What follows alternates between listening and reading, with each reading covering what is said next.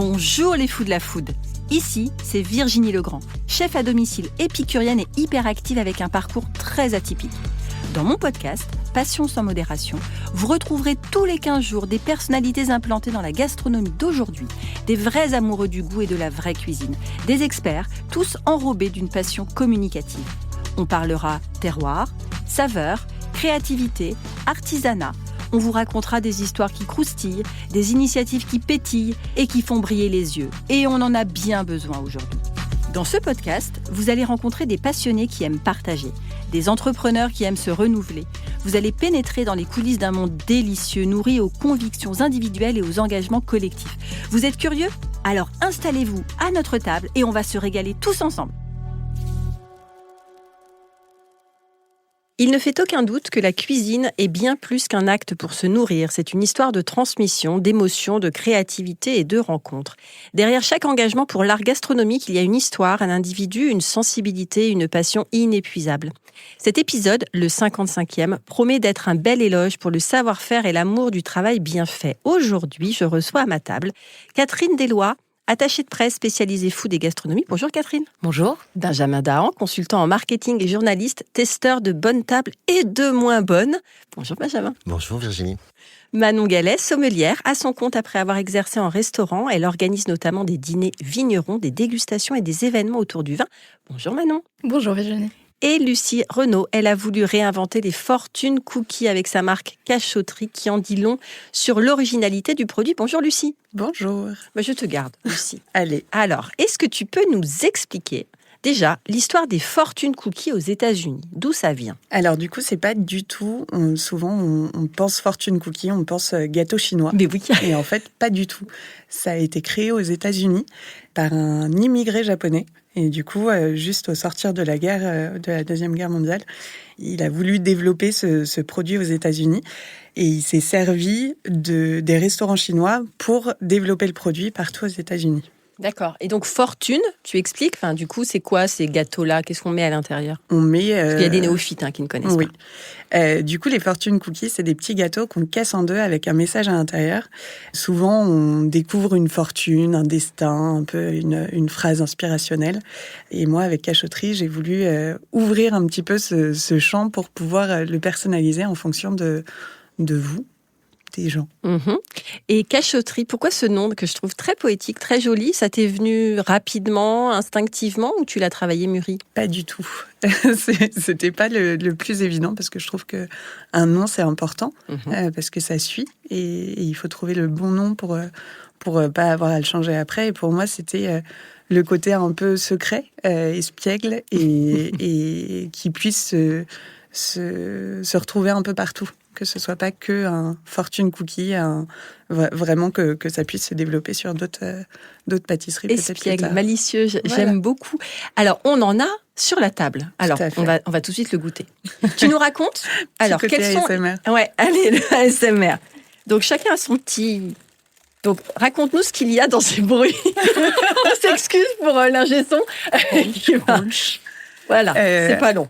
Alors, du coup, je leur ai ramené 2 gâteaux. Un que j'ai appelé tout nu parce qu'il n'y a pas de topping dessus ni rien. Et un avec du chocolat et des fleurs dessus. Des bleuets. Bleuets, on a bleuets pour Virginie, Cartam. Un mélange de fleurs et de la rose. Oh, j'adore. Je vais garder ces sons. Ah, c'est génial. Incroyable. Oh là là là là. Du coup, c'est à base de sucre de coco et farine de petit épeautre. Le but, c'était justement de... C'est hyper bon. J'adore. C'est délicieux. Mais c'est en live. C'était justement de pas avoir le côté culpabilité quand on mange un gâteau, de permettre à tout le monde d'en manger, que ce soit des diabétiques ou des personnes qui n'ont pas forcément de problème, et de rendre ça gourmand. Donc c'était vraiment le plus important pour moi. C'est très bon parce que c'est un peu beurré aussi. Ouais, c'est important le beurre. Oui, c'est bon. On m'a demandé si je les faisais en vegan, et en fait le côté gourmand du beurre, j'arrive pas à le retrouver. Est-ce qu'on peut lire nos petits mots? Tu peux. Alors, moi j'ai une citation d'Albert Camus.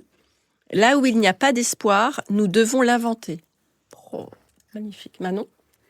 Vivre est la chose la plus rare au monde. La plupart des gens existent, c'est tout. Et c'est wild. Eh ben, dis donc. Monsieur Dahan?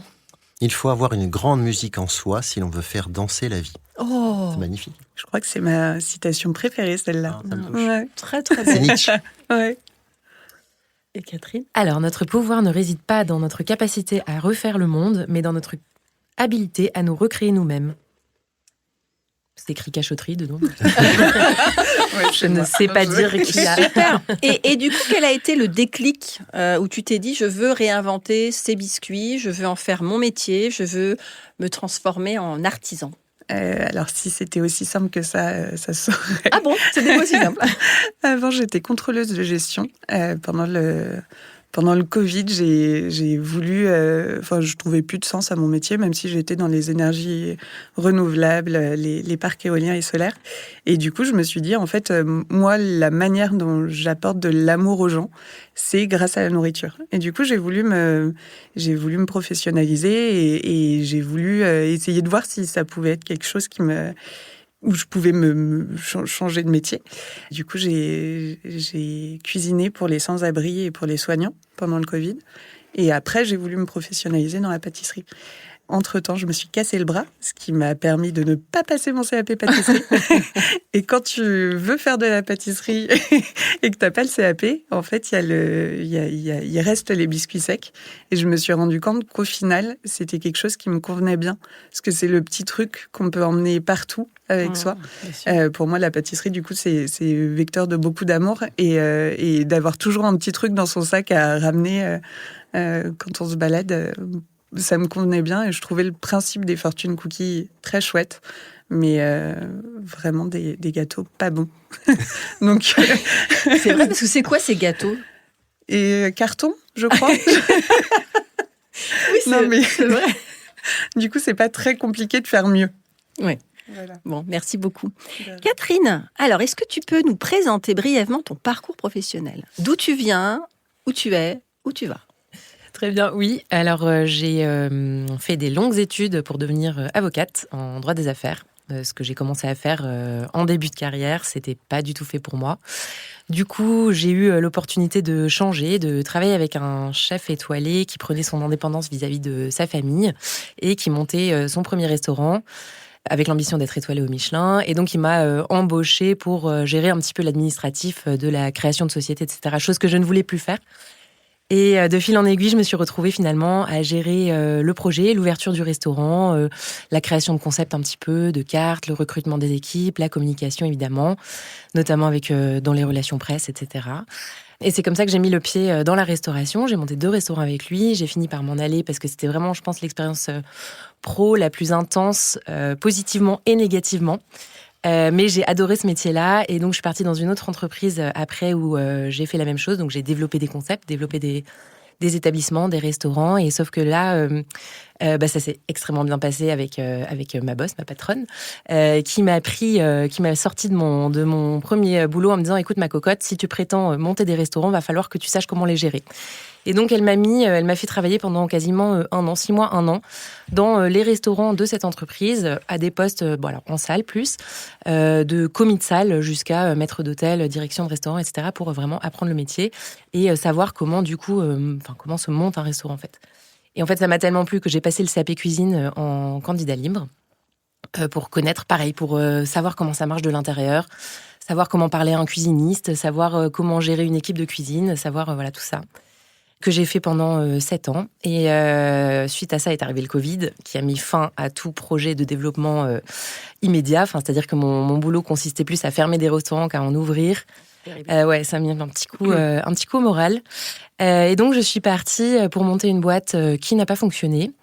Et suite à ça, en fait, mon attachée de presse avec qui je bossais pour les restos m'appelle un jour et me dit « Écoute, j'ai quelqu'un qui doit partir pendant 6 mois. Est-ce que tu peux la remplacer ?» Et je dis j'ai jamais fait ça de ma vie. Ok, mais du coup débutante quoi. Mais non, mais t'inquiète, ça va très bien se passer. Et effectivement, du coup, j'ai découvert un pan du métier autour de la restauration, donc parce que elle s'occupait surtout de grands chefs. De gastronomie, des choses que je connaissais du coup d'un autre point de vue, en tant que cliente en fait. Et elle m'a un peu appris le métier, en fait, et ça m'a beaucoup plu. C'était hyper intéressant. Et j'ai poursuivi, du coup, en freelance pendant un temps. Et maintenant, je suis de nouveau dans une agence de relations presse qui s'appelle Oxygène. Et j'en suis très contente, voilà. Donc, les clients d'aujourd'hui. Les clients d'aujourd'hui, alors c'est beaucoup moins des restaurants et des chefs, c'est beaucoup plus des marques qu'on retrouve dans la distribution, donc en supermarché, épicerie, etc. Voilà, du sucre, des produits, des alternatives à la viande, des choses hyper très innovantes, très intéressantes et qui me font aussi voir un côté de la food encore très différent, c'est-à-dire ce qu'on va nous acheter au supermarché tous les jours, et ce qui est très intéressant également. Merci beaucoup, Catherine. Benjamin. Oui, Virginie. Bonjour, Benjamin. Bonjour. Alors, toi, tu es prof. Parmi toutes mes activités, Prof, j'ai une activité consultant, d'intervenant. Ouais. gourmet. Oui. Tu nous racontes qui es-tu ?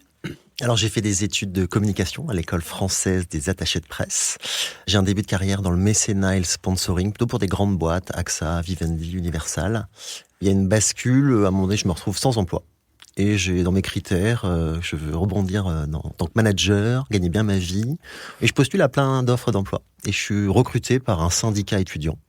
En France, 2 grands syndicats étudiants, la FAGE et l'UNEF, qu'on entend régulièrement en septembre sur la précarité étudiante. Ça se passe super bien la première année. J'ai un président plus jeune que moi qui est élu pendant 1 an. On a vraiment une entente, on match vachement bien. Puis l'année suivante, il y a un nouveau président qui est élu, que je pensais être de mon côté. Et la première décision qu'il prend, c'est de me virer. Oh, au revoir, Benjamin. Ouais. Mais vraiment, ce qu'on peut faire en France, je passe, le licenciement sans préavis, je l'ai vécu, c'est-à-dire tu as 2 heures pour débarrasser le plancher. Et je prends un coup de massue monumental, mais c'est une bascule pour moi. Je vais me réfugier dans un bar à Nation, qui est très fondateur pour moi, qui s'appelle le Dalou. Et là, je chiale vraiment. Tu bois. Je bois, effectivement. Cette bière, cette hormone, la lousine, tu sais, l'hormone de la loose. Et je suis abattu. Ça dure 1 heure. Et après, certains voient l'appel de la religion, la lumière. Et par esprit de rébellion, le jour même, je crée une contre-fédération qui s'appelle la Fédération Française des BDE. C'est ça que tu as vu. Ouais. Avec l'idée simple qui est de mettre un peu des bâtons dans les roues. C'est un peu revanchard à cette fédération et ce syndicat. Et je crée cette fédération des BDE, d'écoles de commerce et d'écoles d'ingénieurs. Je rappelle un ancien contact chez Coca-Cola qui devait être le sponsor du syndicat d'avant. Et le mec, très smart, très clean, me dit « Benjamin, moi j'ai envie de te suivre sur ton nouveau projet de fédération. » Et il m'organise un rendez-vous avec tous les chefs de produits Coca-Cola. Et j'ai 30 minutes pour les convaincre. Et cet événement-là, devant un grand groupe d'agroalimentaire comme Coca, va lancer ma carrière, parce qu'il me dit, c'est bien, la Fédération des BDE continue de faire grossir le réseau, mais on veut que tu nous accompagnes en conseil et en marketing sur la cible jeune. Et donc, comment un événement dur à vivre transforme ma carrière et me lance sur le marché du conseil, du consulting, avec des marques, puisque c'est aujourd'hui une de mes activités principales. Mais écoute, voilà. Tu vois, on se connaît depuis longtemps et je n'avais pas eu cette jeunesse. Ouais. Donc, merci beaucoup. Et ton syndicat, il existe toujours ? La fédération existe toujours. On fédère à peu près 500 BDE actifs. Okay. Ça sert comme de base. Le bureau des étudiants. Les bureaux des étudiants. Alors, bien sûr, c'est la culture en école de commerce, école d'ingénieurs. Mais il y en a en pharma, en médecine, en soins infirmiers, dans les facs, les universités. Donc nous, on a 500 BDE actifs et c'est une base de travail pour mes clients. Voilà. Alors, on accompagne aussi beaucoup de BDE sur gérer la vie associative d'une école. C'est des fois des centaines de milliers d'euros qui sont en jeu. Alors quand tu as 20 ans, 21 ans, te retrouver à la tête de sacrés budgets comme ça. Donc nous, on les accompagne malgré tout là-dessus pour qu'ils aient les bons réflexes, même en un an, qu'ils fassent pas trop de bêtises et qu'ils soient utiles à la vie des étudiants.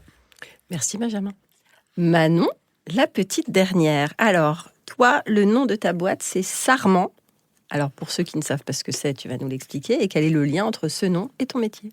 Comme un sarment de vigne, j'ai choisi le nom parce que c'était pour moi l'idée d'une possibilité de perspectives nouvelles tous les ans. Donc voilà, un nouveau début et le champ des possibles qui se réouvre de manière renouvelée tous les ans.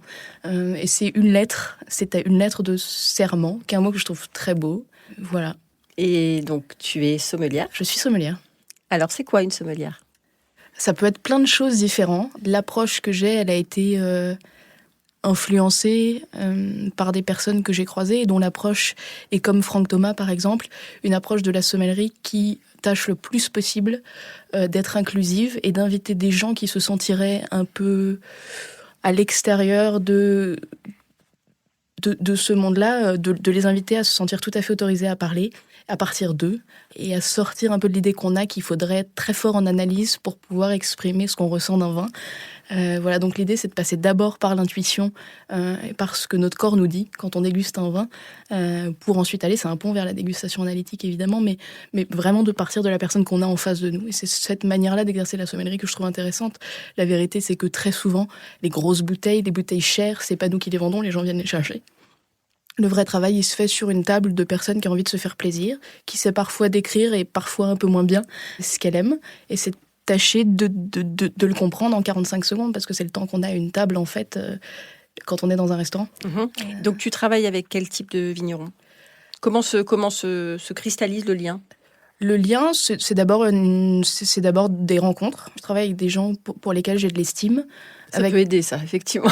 Avec des vins vivants, voilà, je trouve qu'il y a assez de gens qui font ce métier-là de manière très sincère, avec une foi profonde dans ce qu'ils font, qui se mettent au service du vivant. Et c'est ce que j'ai envie de défendre quand on termine le geste. Finalement, moi, ce que je fais, c'est un peu la partie la plus facile du boulot, qui est de terminer le geste, mais il faut essayer de le faire bien. Et j'ai envie de le faire avec des vins qui sont le véhicule de ce que je crois pouvoir être une manière qu'on a d'influencer le monde dans lequel on vit, de manière positive. Donc, c'est beau, c'est très poétique tout ça. Merci beaucoup, Manon. Lucie, on parle de poésie, de mots, alors je fais le pont facile. Toi, tu as été aidée dans ta reconversion professionnelle par un incubateur spécialisé dans la food. Comment ça s'est passé, l'accompagnement, les réticences, les exaltations, les rencontres, les défis ? Beaucoup de rencontres, parce que, comme je le disais avant, c'était pas du tout mon secteur, pas du tout mon métier, pas du tout les gens qui sont autour de moi sont plus des cadres dans des grosses boîtes que dans la restauration. Donc ça m'a permis d'avoir un pied déjà dans le monde de la restauration. Ça m'a permis aussi de trouver mes premiers clients, ce qui était bien. C'est le point de départ. Et ça m'a permis aussi d'avoir des belles amitiés dans le milieu et de pouvoir s'entraider sur les premiers pas, sur les premiers mois d'une activité, quand on sait pas vraiment ce qu'on fait et où on va. En fait, c'est hyper important de se sentir soutenu. D'être rassuré. Et d'être rassuré aussi. Donc vraiment, c'était une très belle expérience. Donc ils t'ont accompagné à la fois juridiquement, administrativement, financièrement, ou c'était plus du conseil brut ? Oui. Et une mise en marche, en fait. J'ai fait 2 incubateurs. Empower, qui est un incubateur spécialisé dans l'accompagnement des femmes entrepreneurs sur les premiers pas des entrepreneurs. Et Baluchon, qui est un incubateur spécialisé dans la food. Empower, c'était plus pour toute la partie administrative. J'ai fait une école de commerce, donc les BDA, je connais un peu. Moi, j'étais plus BDA, mais... Quelle école tu as fait ? L'ESG, qui est devenu PSB maintenant. Ouais, tout à fait. Et du coup, Empower, c'était plus sur la partie admin, et Baluchon, plus sur la partie technique. J'ai pu avoir accès à une cuisine pro, première cuisine pro pour faire mes tests et passer, je ne sais plus combien de temps, mais peut-être 3 semaines à essayer plein de recettes différentes, me rendre compte que le beurre, c'était quand même hyper important dans la pâtisserie, et qu'on ne pouvait pas mettre de l'huile à la place du beurre comme ça, faire plein de tests. Voilà, et essayer, en fait. Ça m'a permis d'essayer et de me cadrer sur cette partie-là. Oui, à la fois expérimenter et en même temps garder ton socle pour avancer sereinement. Ça, c'était il y a combien de temps, du coup ? C'était il y a 1 an. Donc ça a été rapide. Oui. Merci. Benjamin ? Oui. Alors, Benjamin, toi, tu testes beaucoup de tables. Tout à fait. Alors, à quelle fréquence et surtout dans quel cadre ? Alors juste, je vais expliquer comment j'ai glissé du conseil marketing. Mais bien sûr. Mais tu expliques ce que tu veux, Benjamin. Le micro est à toi. Non, mais en 2013, Le Parisien est venu me chercher sur mon expertise étudiante et ils cherchaient à rajeunir leur audience. Et ils ont monté une rubrique étudiante et un cahier éducation dans Le Parisien. J'ai accepté de produire des contenus. Donc de 2013 à 2023, j'ai eu une page dans Le Parisien étudiant qui était un cahier à part.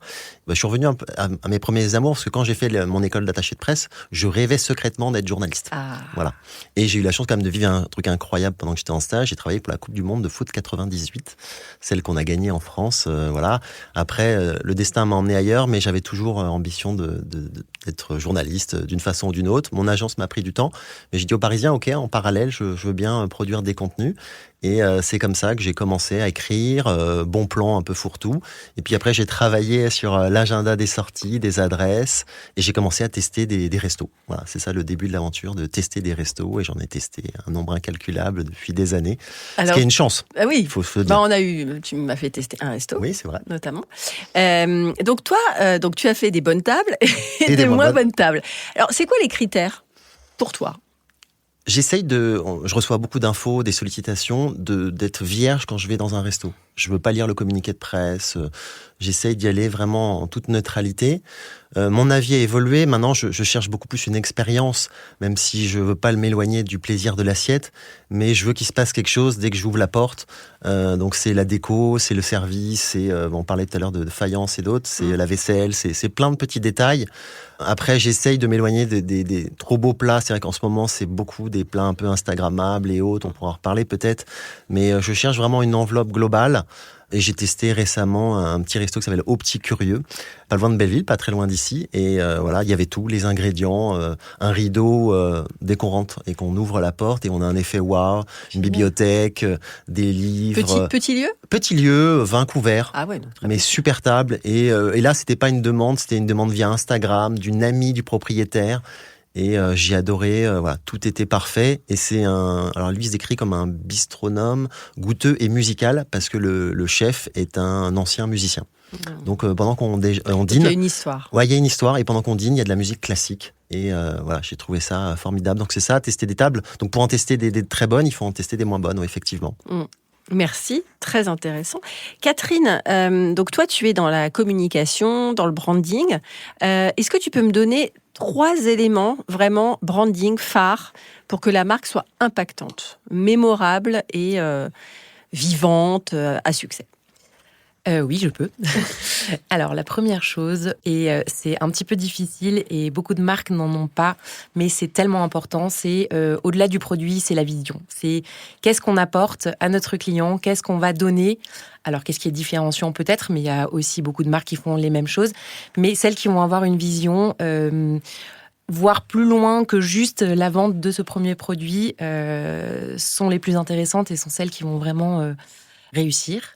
Ensuite, il y a évidemment un élément graphique, visuel, parce que la chose dont on va se souvenir, ça va être un dessin, ça va être peut-être un slogan, ça va être une harmonie, quelque chose de visuel dans tous les cas. Alors, bien sûr, ça laisse place à l'imagination parce que plein de marques ont plein de façons différentes de faire les choses. Enfin voilà, on peut avoir en tête des logos, des slogans. Moi, je pense, j'aime beaucoup Apple, par exemple. Je trouve que c'est un cas d'école hyper intéressant. On peut penser à Chanel, on peut penser à Nike, il y a vraiment beaucoup de choses comme ça. Et enfin, le dernier élément hyper important, c'est à quelle émotion de notre client fait-on appel ? Parce que les humains sont faits d'émotions, de ressentis. Et alors je ne sais pas si Benjamin va confirmer ce que je dis, mais en marketing, c'est vraiment ça qu'on va cibler, c'est vraiment à ça qu'on va faire appel pour déclencher un acte d'achat, pour déclencher un affect avec une marque. On va faire appel à une émotion particulière. Est-ce que ça va être un sentiment d'appartenance ? Est-ce que ça va être, j'en sais rien, une amitié ? Est-ce que ça va être une envie d'être élégant ? Est-ce que ça va être... Voilà, c'est toutes ces choses-là qui font une belle marque, en fait. Que pense Benjamin ? Non, moi je suis assez d'accord. En plus, Apple, j'en parle souvent dans mes cours. Et Chanel, par exemple, je ne sais pas si tu as vu la collab qu'ils ont fait avec Angèle. Oui, tout à fait. Je trouve ça génial de voir comment Angèle, en plus, elle a composé ce titre à New York. Et en plus, maintenant, elle a créé un titre. Et je trouve que dans l'ancrage d'une marque, c'est hyper intéressant. Qui a su rajeunir aussi. Ouais, bien sûr, moderniser. Oui, tout à fait. Merci, très intéressant. Manon, quelles sont les tendances actuelles dans le monde du vin que tu observes, qui t'attirent, mais qui aussi créent des réticences ? On peut être coup de gueule, là. Vaste sujet. Non, une des choses auxquelles je pense, parce qu'on en parle régulièrement, c'est la difficulté pour les jeunes sommeliers et les jeunes sommelières d'accéder au vin, ce qui n'était pas le cas il y a 50, il y a 30 ans, l'accès au vin, le vin est devenu et continue de devenir, et ça va pas dans le bon sens, spéculatif, et pour certaines régions et certains vignerons ultra spéculatifs, ce qui dessert la cause. Je pense qu'accéder au vin pour les jeunes sommeliers, c'est un sujet qui, pour beaucoup, choisissent les établissements dans lesquels ils vont aller travailler pour un certain nombre d'années, en fonction de la carte des vins et de ce qui va leur permettre de faire leur bibliothèque, tout simplement, et de goûter ces vins-là, auxquels ils n'auraient pas accès s'ils n'étaient pas dans ces établissements-là. Voilà, donc ça, c'est plutôt ce que je regrette. Et ce qui m'attire, c'est évidemment tout l'esprit d'initiative, toute l'effervescence. Je suis plutôt très optimiste en général. Et je trouve qu'en dépit de plein de choses qui vont pas et qui vont pas du tout, plein de gens s'unissent dans un élan de bonne volonté, d'idées, de créativité, qu'il y a plein de choses extraordinaires qui se passent. Enfin, les vins vivants prennent de plus en plus de place. Je pense qu'il faut pas oublier d'inclure tout le monde et qu'on est aussi parfois dans une posture et qu'on oublie aussi parfois de pas faire de leçons de morale aux gens et de les inviter vraiment et d'autoriser la discussion, je veux dire, et de la pédagogie d'accueillir aussi. les questions, Ouais, puis pas bien une sûr. pédagogie, je veux dire, enfin, qui parle du dessus, quoi, qui accepte que pendant longtemps on a bu des vins qui étaient faits comme ça pour plein de raisons, dont certaines sont entendables, je veux dire, et qu'on a envie de faire autrement, qu'on a plus envie que les vignerons s'empoisonnent en cultivant les vignes, qu'on a plus envie d'épuiser les sols, que c'est plus les vins qu'on a envie de boire. Et je pense que si on veut aller loin là-dedans, il faut aussi essayer d'emmener les gens avec nous plutôt que de les faire réagir de manière un peu négative parce qu'ils se sentent jugés et qu'on a aussi parfois un jargon et qu'on pose un peu et que c'est un peu l'équipe des gens cool. Et voilà, je pense qu'il faut éviter ça. Et donc, mais ça m'enthousiasme évidemment qu'on ait envie de boire et de manger autrement. Je trouve que c'est extraordinaire. Merci Manon. Lucie, alors justement, on parle de cette philosophie un petit peu moderne, contemporaine, de respect de la nature et de l'environnement. Toi, entre justement les produits constitutifs que tu utilises et l'emballage, comment tu réponds à toutes ces exigences ? Vaste question. Là encore, sans jugement Oui. académique et supérieur. J'ai toujours été très écolo. J'ai toujours voulu bosser dans des boîtes qui avaient un lien avec l'écologie. Et du coup, pour monter mon projet, c'était hyper important de garder toutes ces valeurs-là. Et je suis partie avec une idée en me disant il faut avoir des produits bio, il faut avoir des emballages qui sont biodégradables, il faut. Donc, je suis partie avec cette idée-là. Et après, la réalité rattrape un petit peu tout ça. Le pragmatisme, peut-être. Tout à fait. J'étais partie, par exemple, avec des emballages biodégradables. Parce que pour moi, je voulais pas mettre du plastique en plus sur le marché.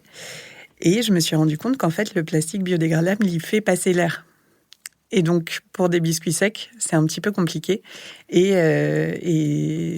j'ai eu c'est un peu mon gros fail avec une très belle commande pour les États-Unis qui allait toucher énormément de gens alors que ça faisait que 6 mois que j'étais lancée. Et mes gâteaux sont arrivés tout mous là-bas. Donc, mauvaise expérience avec mon client. Pas de visibilité non plus derrière. Tout ça parce que je voulais absolument être écolo. Donc, j'ai un peu changé ça. Je pense que quand j'aurai plus d'argent, plus de temps pour développer et pour vraiment chercher un emballage spécifique qui soit en accord avec mes valeurs et avec le produit, on verra. Mais du coup, pour l'instant, je le propose en bonbonne, en vrac, pour les personnes qui sont en région parisienne, pour éviter les emballages. Donc, je laisse le choix. C'est pas moi. Là, je vous en ai ramené avec des emballages pour chacun, mais je laisse le choix aux gens de se dire, en fait, moi, je vous propose un bocal consigné pour que comme ça... C'est ça, j'allais poser la question du verre, du coup, il est consigné, donc ça veut dire concrètement, ils viennent chercher la bonbonne, ou alors tu livres la bonbonne, ils récupèrent les biscuits, ils en font ce qu'ils veulent, et ils te rendent la bonbonne. Voilà.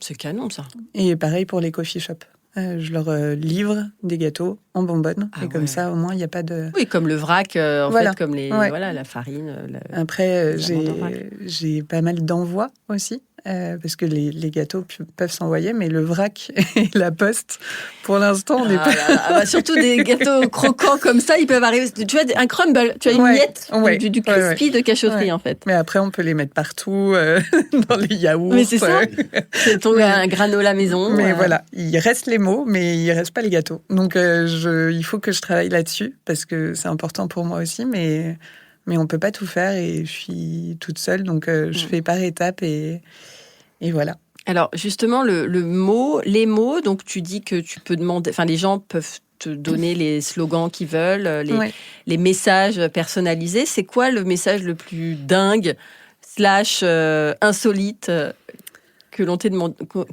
t'ait demandé de mettre à l'intérieur de tes biscuits?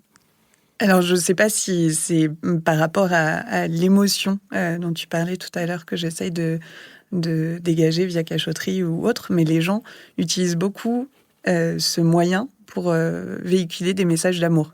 Que ce soit pour Noël, j'ai eu pas mal de calendriers de l'Avent où les gens écrivaient des « je t'aime parce que » à leurs proches. Trop mignon. Ouais, génial. On a besoin d'amour. Ouais, vraiment, c'est un shoot d'amour qui arrive. Enfin, c'est génial. Et après, c'est pas tant un mot insolite, mais c'est plus une wedding planner qui m'a demandé de cacher une bague à l'intérieur.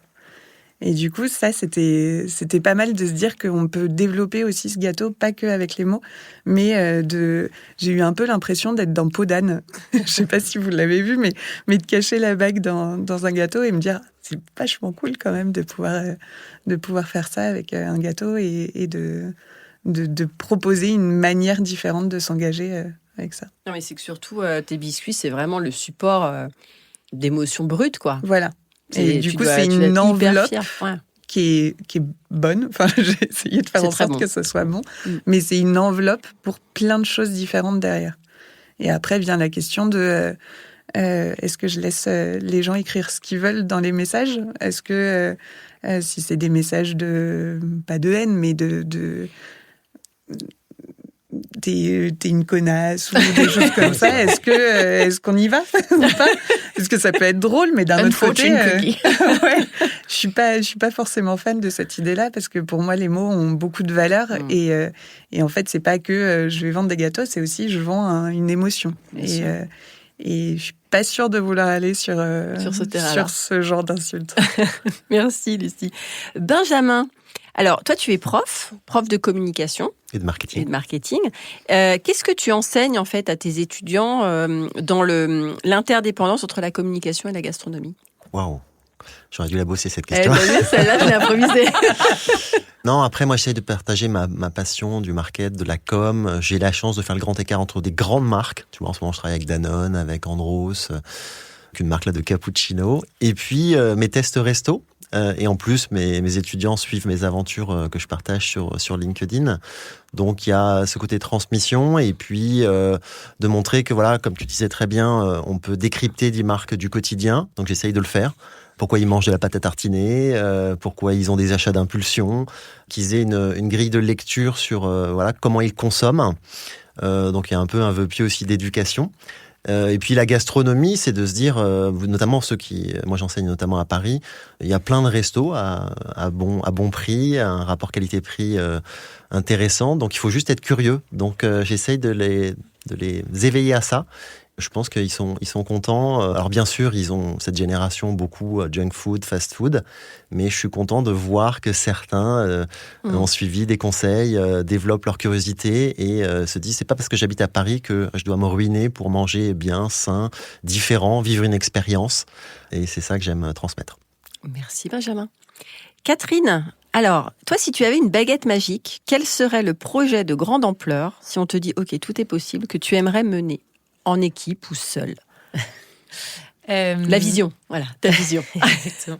Je vais pas être forcément. Je vais parler de quelque chose qui est connu, un projet que j'adore, que j'ai vu se monter sans y avoir participé et auquel peut-être un jour j'aimerais beaucoup participer. C'est justement Taste of Paris. On en parlait tout à l'heure.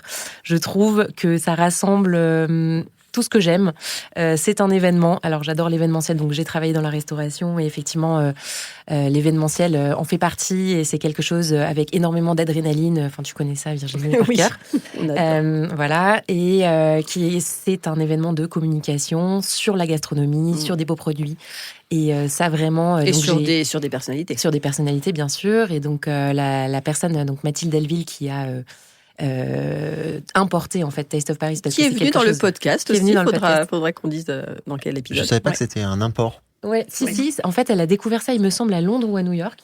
Et donc, elle a décidé d'importer ça à Paris il y a, je crois, 10-15 ans, quelque chose comme ça. Et elle a vraiment tout fait toute seule. Elle a contacté donc le Grand Palais, RMN, etc. Et c'est une aventure passionnante. Donc voilà, donc ce serait le style de choses auxquelles j'aimerais contribuer un jour. Très bien. Donc le rendez-vous, c'est du 8 au 11. Exactement. Et on y sera. On y sera. Évidemment. Alors, première partie finie. Non, mais deuxième partie. Ah oui, deuxième partie. Donc, alors moi, je suis une ancienne prof de lettres. Je ne sais pas si vous le saviez, mais voilà, en d'être chef, j'étais prof de lettres pendant 12 ans. Donc, les mots, l'émotion, la littérature, tout ça, j'adore. Donc là, je vais vous lire un petit passage et après, je vous poserai une question. Mais quand d'un passé ancien rien ne subsiste, après la mort des êtres, après la destruction des choses, seule, plus frêle mais plus vivace, plus immatérielle, plus persistante, plus fidèle, l'odeur et la saveur restent encore longtemps comme des âmes à se rappeler, à attendre, à espérer sur la ruine de tout le reste, à porter sans fléchir sur leurs gouttelettes presque impalpables l'édifice immense du souvenir. Quelle est votre Madeleine de Proust ? Je passe en dernier. J'allais te dire à toi. Qu'est-ce qui vous vient ? Ah oui, c'est dur. La Madeleine de Proust, voilà, en général, c'est l'évocation. Alors, ça peut être, certains me disent des tablés, des souvenirs, du partage, et d'autres me disent clairement, là, je me souviens de la brioche de Mamie Micheline, je me souviens du coq au vin de mon oncle Robert. Voilà. Donc, est-ce qu'il y a quelque chose qui évoque ça dans votre famille, dans votre subconscient, inconscient ? Ah tu vois, finalement, tu vas passer en premier. Non, mais maintenant que tu l'as expliqué, oui. Ça m'évoque des souvenirs avec ma grand-mère et ses plats inimitables. Comment s'appelle ta grand-mère ? Ou s'appelait ? Elle s'appelait Esther. Esther ? Et elle est partie avec son petit livre de cuisine qu'on n'a jamais retrouvé finalement. Son petit livre de recettes. Avec ses secrets. Ouais, avec ses secrets. Les secrets d'Esther. Ouais. Les secrets d'Esther, c'est beau. Mais ça partait d'un chocolat chaud. J'ai son goût de chocolat chaud. Pourtant, je la regardais et je n'ai jamais retrouvé le goût du chocolat chaud. Donc, poudre ou chocolat fondu ? Il y avait de la poudre, mais à un moment donné, je sais pas, elle devait me créer une diversion. Et j'ai essayé, j'étais là, mais... Tu avais quel âge ? J'avais 10-12 ans. Ouais. Voilà. Et après, ces plats, j'ai jamais retrouvé le goût. Ces enfants ont essayé de copier, mais ne sont jamais approchés de la recette originale. Donc, et c'est des moments de partage uniques. Où en plus, des fois, elle me faisait que des plats pour moi, pour me faire plaisir. Et côté maman ou côté papa ? Côté papa, ouais. Donc, inimitable recette. Voilà. Donc ça, c'est des sensations que je garde en tête à vie. Ok, on pense à Esther. Ouais, tout à fait. La prochaine. Moi, je veux bien, si jamais. Allez, Catherine. Vous y passez tous, hein. Ouais, voilà. Moi, c'est le pan con tomate. Donc, un monument de la gastronomie espagnole. Et moi, c'est plus un souvenir amical. C'est mes premières vacances entre copines, toutes seules, sans parents, où on va dans ce café au bord de la plage et on commande un café et on se dit, mais on peut pas petit déjeuner, il n'y a pas de viennoiserie, c'est l'enfer. Et donc, le barman, ou la personne qui était là, et qui me dit, je vous offre le pan con tomate. Et là, vraiment, c'était le premier matin des vacances à Majorque, face à la mer. Et je pense qu'à chaque fois que j'en mange un ou que j'en fais un, je repense à ça et je me dis, c'était quand même la liberté des 20 ans, voilà. Donc, avec frotté à l'ail ? Frotté à l'ail, avec et alors pas de morceaux de tomate, mais vraiment le jus de tomate. sucre de la tomate. Ouais. Voilà, exactement. Avec un petit peu de sel et un petit peu d'huile d'olive. C'était merveilleux. Voilà. Facile à refaire, du coup. Oui, très facile, très facile. Plus facile que le chocolat d'Esther. Ouais. Oui. Compliqué d'en choisir un. C'est pas parce grave, que pour moi, la gastronomie et la nourriture, c'est beaucoup autour du souvenir. Et donc, déjà, quand je voyage, je préfère aller dans des pays où la gastronomie est bonne parce que c'est quand même le plus important. Mais tu vois, tu parlais de pan con tomate. J'ai travaillé à Madrid pendant quelques temps. Et du coup, ça me rappelle directement des souvenirs. Les choux à la crème de mon père, j'avais une tante qui faisait des biscuits roulés à la génoise avec énormément de confiture qui nous en faisait à chaque fois qu'on venait. À chaque fois, c'était pas très bon. Mais en fait, pour moi, c'est tellement lié au souvenir, la nourriture, que c'est compliqué d'en choisir un. Là, t'en as donné 2 déjà. Ouais, c'est très bien. Je pourrais t'en donner 25. Merci. Manon ? Oui, il y en a énormément de couches. Il y a un dis comme ça vient. film mental. Non, je pense Le aux film cerises. Aux cerises, on avait un cerisier dans le jardin de la maison familiale, qui a d'abord été celle de mes grands-parents, qu'ils ont ensuite donné à mes parents pour qu'ils puissent s'installer quand ils m'ont eu. Donc j'ai adoré manger ces cerises, le cerisier en fleurs. Puis du coup, c'est un ensemble, c'est des goûts, mais c'est aussi des couleurs. Quand t'es enfant, il y a des odeurs qui te rassurent. Donc je pense au parfum de ma maman, au marché de nuit que j'adorais. Enfant, je trouvais ça incroyable d'être dans un endroit c'est un monde à l'intérieur du monde. Normalement, les marchés, c'est la journée, puis là, c'était le soir. Alors c'est des souvenirs très, très précieux. On y mangeait, à mon avis, des choses qui étaient moyennes, mais qui me semblaient les meilleures sur Terre. Voilà, puis du coup, c'est des sensations tactiles. Il y a plein de choses. Et je me dis, c'est hyper dur. La première fois que j'ai goûté le vin de Pierre Auvernois dans le Jura, qui est un vigneron extraordinaire et un être humain très rare. Enfin, c'est des choses dont je me rappellerai toujours. Et je pense que tout ce qui peut venir nous chercher à cet endroit-là, de vivant et je sais pas, qui peut s'ouvrir aux autres et au monde chez nous, est hyper précieux. Et donc là, il y a 1000 trucs qui arrivent, quoi. Merci, c'est un joli partage, Manon. Très émouvant. Alors, comment est née à tous les quatre votre sensibilité pour la cuisine ?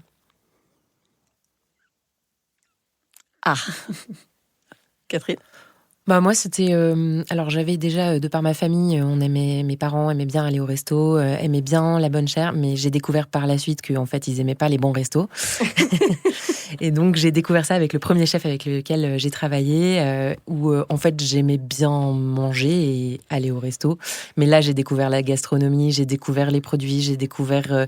C'était quelqu'un qui accordait beaucoup d'importance au fait d'aller espionner et checker la concurrence. Donc, on allait très régulièrement voir ce que faisaient les autres. Et franchement, c'était meilleur...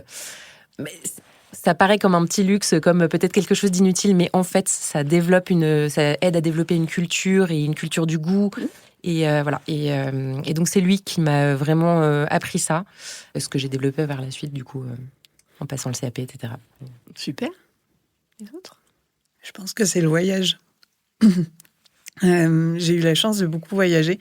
Et en fait, chaque pays va avoir une manière de manger différente, des saveurs, des épices, des modes de cuisson. Et oui, je pense que c'est ça, surtout.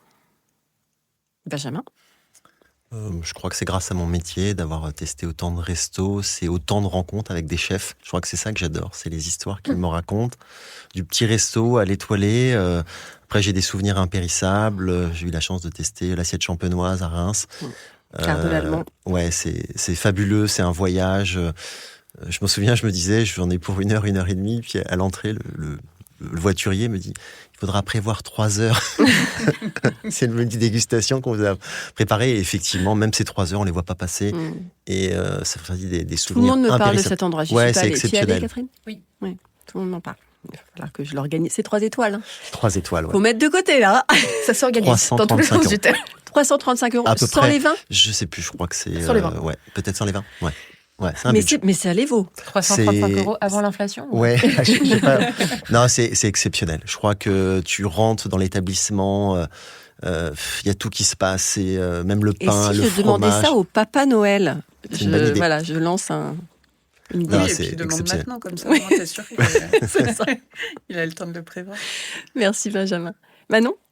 Je pense que ça venait de souvenirs en famille, de moments heureux, quoi. Dehors, de repas partagés, bons, moins bons, et de ce qui fait qu'on n'est pas seul, que les autres ont leur petite vie, les adultes, quand on est enfant, rigolent, se retrouvent, etc. Et je pense que la cuisine, c'est ça. Et que du coup, c'est très profondément ancré, quoi. Et j'imagine que c'est passé par les odeurs d'abord. Et que le fait de cuisiner, transformer quelque chose de physique, quoi, est une manière d'aller plus loin. Tu as grandi dans quelle région ? Dans le 77, à Torcy. Ah oui, en donc Seine-et-Marne. c'est Île-de-France. Île-de-France. Lucie ? Ça y est. Voyage. Tu as dit ? Tout le monde a dit ? Ah ben voilà, Tout le monde a dit. j'ai été toi happée. Moi, qu'est-ce qui est... Alors moi, c'est mon papa, moi c'est Patrice qui m'a donné envie. Alors je suis assez iconoclaste sur plein de plans parce que c'est ni ma grand-mère ni ma maman qui m'a donné envie de cuisiner, c'est mon papa qui est un très fin gourmet. qui m'a emmenée sur les marchés, dans les beaux restaurants, etc. Donc peut-être que je vais lui soumettre qu'on aille chez un Allemand. Papa, tu m'offres ça pour Noël, s'il te plaît. Et en fait, c'est lui qui m'a, construit cette culture du goût aussi, de la vérité du palais, des papilles. Et en fait, j'ai beaucoup aimé cuisiner très très vite. Et après, j'ai attendu 12 ans avant d'en faire mon métier. Donc, merci papa. En fait, on se rend compte quand même qu'on est très influencé aussi par ceux qui nous entourent. Et j'ai une fille de 16 ans et j'ai envie de lui donner aussi ce même élan. Parenthèse fermée. Je parle très peu de moi dans les podcasts en général. Autre question. Quel est le plat de brasserie pour lequel vous êtes monomaniaque ? Des très bonnes frites. Ouais. Ah ouais. Ben ouais, non mais bien sûr. Très bonne sauce, bleu, poivre et des très bonnes frites. Pas mal ça. Moi, entrecôte frites béarnaise. Voilà. Simple, classique. Très bon, j'adore. Ou Catherine ? Moi, j'ai dû changer parce que je suis récemment devenue végétarienne, donc c'est hyper compliqué. Avant, j'étais plus aussi sur l'entrecôte, mais maintenant, c'est le poireau vinaigrette. Il y a l'œuf mayo, mais je suis pas très mayo. Et c'est un bon étalon, je trouve, de ce que peut être la qualité d'une brasserie. La cuisson du fait. poireau, de la vinaigrette aussi. Ouais. Je suis pas très fan de viande. Mais tu as le droit, c'est pas à peine de dire ça. Non, comme mais ça. c'est pour amener. J'aime beaucoup boudin noir puré. Et j'aime pas tant la viande que ça. Mais c'est vrai que si je le vois sur une carte, j'arrive pas à retirer mon œil dessus. Je me dis, allez, quand même. Très, très, très bon ça, effectivement. Bien. Qu'est-ce qu'il y a toujours dans votre réfrigérateur ? Du beurre. Beaucoup de beurre. Un morceau de fromage. Ouais, pas mal. Quel type de fromage ? Qu'est-ce que tu aimes comme fromage ? J'aime tous les fromages. D'accord, c'est bien le problème. je sens dans ton regard que c'est un problème. Je dirais comté, tome de brebis, concoyote. C'est quand même le grand classique de ce qu'il y a dans le frigo. D'accord, très bien. Moi, du comté aussi. Quel affinage ? 18 ou 24 mois. Ouais, au moins. Mais depuis que j'ai fait un pèlerinage dans le Jura, j'ai été converti au comté. C'est dur de revenir. Ouais. Le plus vieux possible, moi j'aurais tendance à dire. J'ai goûté du 48, mais... là, il n'y a pas longtemps, c'était avec des cristaux de sel. Ah, mais incroyable. Ok. Puissant. Puissant. Et toi, Catherine ? Je vais être originale du parmesan. même délire, mais c'est vrai que ça assaisonne. C'est plus pour le côté assaisonnement que le côté gourmand de manger un fromage. Je trouve que ça se... Ça sale tout de suite, Ouais, effectivement, exactement. si tu mets ça au-dessus d'un plat. Ok. Quelle est la personne avec laquelle vous aimeriez dîner ? Public. Personne publique, mais ça peut être une personne morte aussi. Décédée. C'est un peu brutal quand je dis ça. Non, mais je veux dire, voilà, on imagine tout ce qu'on veut. Ça peut être quelqu'un du XIVe siècle. Voilà. J'ai écouté un podcast de José Garcia il n'y a pas longtemps et il m'a fait mourir de rire. Et je me suis dit qu'en fait, j'adorerais le rencontrer juste pour me marrer pendant tout un repas. Garcia de Cône au dîner. Ouais, pas mal. gentil. Il fait du rosé. Je ne sais pas ce que ça donne. Ok, d'accord. Mais la bouteille est très belle. Ok. Les autres ? Je ne sais pas ce que tu en penses. Alors, je n'ai pas goûté, je ne savais pas que... Le rosé Garcia. Le rosé Garcia. Le rosé Garcia, Non, juste par pour ça. contre, il trouve des trucs. C'est comme j'ai vu, là, il n'y a pas longtemps, Éric Judor, d'Éric et Ramsey, il a sorti une gamme de rhum qui s'appelle le jus d'or, D''OR. J'ai trouvé ça génial. Non, mais franchement, en termes de marketing branding, c'est vachement bien. Donc, Ça marche, Augustin Trapenard. ça marche très bien. Il est encore en vie, tu sais. Oui. C'est un chroniqueur de radio. Et de télé, tu sais, l'émission sur les livres. Je l'ai la rencontré grande à l'occasion librairie. d'une grande dictée au Grand Palais sur le Salon du Livre. Tu l'as fait. Et voilà, je le trouve formidable de Allez, on démocratiser la lecture. Ok, ça comme fait déjà 2 personnes Ouais, intéressantes à des niveaux différents. Donc on Est-ce prend. qu'on peut faire un grand dîner Ouais, ça serait bien, ouais. Parce que je veux bien aussi un Trapenard. Moi, ce serait Camille Cotin. J'adore cette personnalité. Moi aussi, j'adore. Je trouve qu'elle transmet quelque chose. Après, je pense que je m'identifie, c'est un grand mot. Mais c'est quelqu'un qui a un regard sur notre époque et sur la façon dont on la vit, dont on la voit, qui est hyper intéressant et très drôle. C'est elle qui faisait connasse. C'est elle qui faisait connasse, c'est elle qui faisait 10%. Absolument. J'ai adoré. On disait connasse. Ça, Voilà. c'est une belle connasse. Exactement. J'hésite. Invite les deux. Je peux inviter tout le monde. Tout le monde, très bien.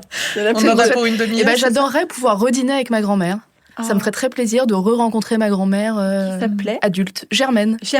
Voilà, D'accord. avec qui j'avais une très belle relation que j'aime beaucoup et dont le souvenir est très, très heureux. Donc je serais très heureuse de pouvoir dîner avec elle pour quelque chose qui est réel. Ils sont tous les deux vivants et pourvu que ça dure le plus longtemps possible, je dirais Pascaline Lepelletier et Joseph Rocard qui sont pour moi les deux sommelières les plus inspirants aujourd'hui. Voilà. Tu as eu l'occasion de les rencontrer ? De rencontrer Pascaline Lepelletier brièvement, oui, et Joseph Rocard pas Elle encore. Elle a été meilleure sommelière en quelle année ? 2018. 2018. Ok. Bien, merci beaucoup. J'aimerais que vous me complétiez la phrase. Pour moi, cuisiner, c'est. Qu'est-ce que représente pour vous la cuisine ? On a parlé tout à l'heure de la jeunesse, de la sensibilité, les vocations, mais c'est quoi pour vous la cuisine ou cuisiner ? Pour moi, c'est partager. Parce que c'est un peu ce qu'on dit depuis le début. C'est les grandes tablées, c'est que tout le monde puisse se retrouver ensemble pour discuter et manger un bon plat. Je peux dire pareil, partager. Oui, mais tu vas développer parce que tu parles. Oui, non, mais je trouve ça merveilleux, des personnes comme toi, des chefs comme ça, qui ont le goût de faire et qui voient juste le plaisir des autres. Je crois que ça, c'est la plus belle récompense que vous pouvez avoir. Donc, nous, on est clients, consommateurs, on partage un moment avec vous, mais moi, je suis hyper fier des gens comme toi qui travaillent un peu au service des autres et qui se récompensent dans les attitudes, les petites réactions, les petits mots. Parce que les reconnaissances sont assez fugaces dans ton métier, mais il faut les prendre et c'est ça que j'aime, le partage. En plus, moi, le fait de le faire à domicile, j'en ai beaucoup plus souvent. Parce que le dialogue, il est direct, il est immédiat. Et non, c'est vrai qu'on cherche aussi beaucoup ça et quand on l'a, c'est magique. Je dirais nourrir et se nourrir, mais nourrir au sens large, quoi. Oui, spirituel, ouais, moi, je suis heureuse culturel. d'une assiette où je me dis, j'ai bien mangé, quoi. Cette idée-là que c'est pas une idée, c'est à la fois l'idée de nourrir, tu vois, émotionnellement, intellectuellement, philosophiquement, mais aussi cette idée-là, quelqu'un a cuisiné pour me nourrir, quoi, et je sors et je me dis, voilà, j'ai bien mangé, quoi. Et ce sentiment-là, je le trouve chouette, quoi. Top. Moi, ce serait un exutoire, dans le sens où vraiment, quand je vais pas bien, mais aussi quand je vais très bien. En fait, c'est une activité dans laquelle Tu fais beaucoup de vidéos qui sont canons, d'ailleurs, sur ton Insta. Non, mais c'est vrai, c'est vachement chouette ce que tu fais. J'essaye de trouver des petites recettes et j'adore ça. Et vraiment, ça me fait passer quand ça va pas, mais même quand ça va, ça prend du temps. C'est quelque chose de manuel, c'est quelque chose dans lequel on peut complètement se relâcher, ou en tout cas, c'est mon cas. Et du coup, effectivement, un exutoire qui amène justement aussi quelque chose d'hyper positif, donc le partage, parce que effectivement je cuisine pas pour moi toute seule, parce que sinon c'est de toute façon je sais pas faire des petites quantités, mais voilà, donc exutoire et partage ensuite. Oui, parce que de toute façon, qui aime cuisiner pour lui-même ? Moi, j'y arrive pas. Moi, j'aime bien. Oui, toute seule ? Ouais, non, ça s'apprend, mais je trouve que c'est un moment agréable quand on a le temps et quand on peut le faire. Je sais pas si on peut le faire tous les jours et à tous les repas, mais prendre le temps de se cuisiner quelque chose, même de simple, mais de le faire pour soi et en conscience, tu vas te dire, ok, je vais me faire à manger. C'est hyper agréable. Ouais, c'est intéressant. Moi, je sais que ce cadeau, quoi. Oui, c'est ça, le cadeau. C'est beau. C'est très philosophique aujourd'hui. Moi, je regrette absolument pas de vous avoir invité. J'ai une petite question. C'est la première fois que je vais la poser. Elle est un peu compliquée. Parce que même moi, je ne saurais pas y répondre. Donc, on va y aller ensemble. Quelle est la plus belle leçon que tu as apprise grâce à la gastronomie ?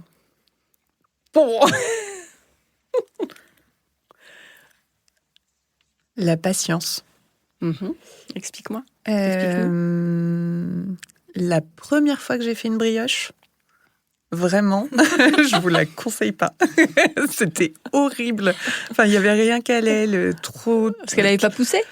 Ouais, oui, elle avait pas poussé. J'avais pas. Enfin, et c'était vraiment pas bon. C'était hyper dur. Et en fait, je pense que c'est la chose que je préfère cuisiner. La brioche qui sort du four, avec tout le monde qui la partage et tout. J'adore la brioche pour ça. Mais c'est la chose que j'ai appris le plus. Et le côté patience de laisser pousser une brioche, patience de bien comprendre tous les éléments, comment ils fonctionnent ensemble, etc. Bien. L'humilité. Non, c'est vrai, je pense qu'à chaque fois, les gens partent d'une feuille blanche. Même s'il y a des recettes qu'ils maîtrisent à la perfection, peut-être que tu vis ça aussi, il y a de recommencer à séduire, de refaire une recette. Puis il y a des facteurs. Je pense qu'il y a aussi ce côté imprévisible que tu ne maîtrises pas, les aléas. Donc, être humble, parce que chaque repas est différent, chaque prestation est différente. Donc, je vois ça comme ça. Merci, très beau. Manon ?